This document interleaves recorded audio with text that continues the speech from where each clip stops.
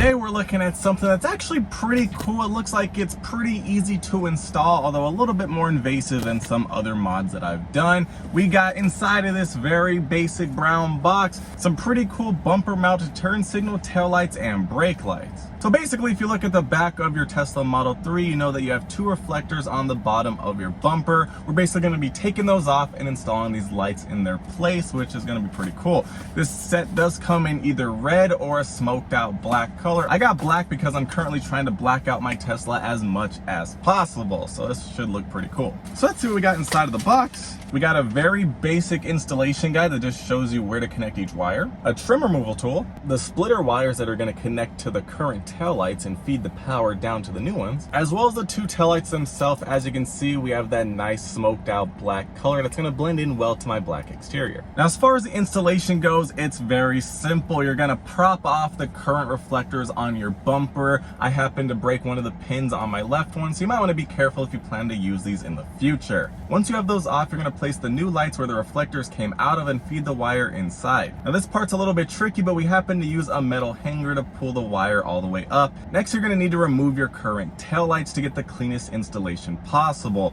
This is pretty easy, although it does take a bit of force, so just be a bit careful. Although you shouldn't break anything, but you know, anything's possible. Once you have the taillight off, you're going to feed the wire from the new lights up to the taillight so you can get them connected to each other. You're going to connect the new splitter wires to split the power from the car to the taillights and to your new reflector replacement lights. And once you have everything connected, before you put everything back together, make sure you test all the lights to make sure they're functioning properly, and then proceed to put everything back to where it was, and you're done.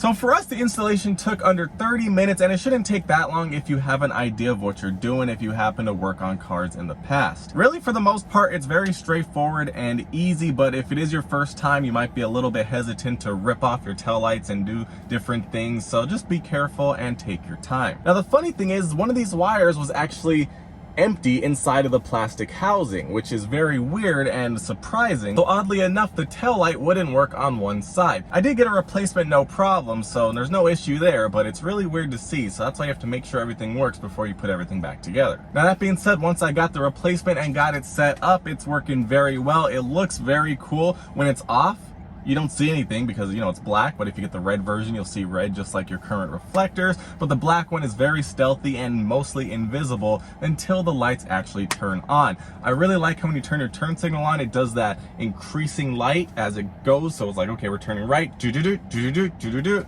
It's very cool. All in all, very simple installation that really adds to the car, although I'm not going to be able to see it. Everyone behind me is going to be able to see it, and this is a bit of a safety feature because you have more taillights, more brake lights, and more turn signals for people behind you to keep alert. If you installed these for yourself, let me know if it was easy for you and if you're liking them and if you got the red or the black edition, because personally I'm liking the black ones and it definitely fits a black Model 3.